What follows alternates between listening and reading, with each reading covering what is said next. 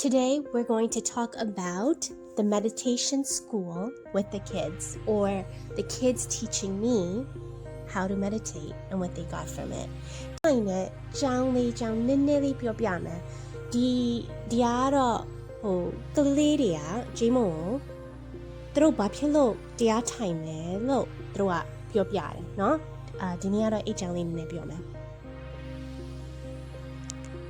I walked in the park and saw kids talking about their weekend meditation school. ပန်းချင်ထဲမှာလမ်းလျှောက်နေပြီးအခါကျကလေးတွေကိုတွေ့တယ်။ကလေးတွေကဒီတရားထိုင်တဲ့ကျောင်းကိုသူတို့ကအဲ့ကျောင်းလေးနည်းနည်းပြောနေတယ်။နည်းနည်းပြောပြနေတယ်။ If I'm really excited and I want to calm down, I think I should probably do some meditating because I know for a fact that it always makes me calm and it's a good thing to do. Park, banja. Meditation, တရားထိုင်တယ် meditation တရားထိုင်တယ်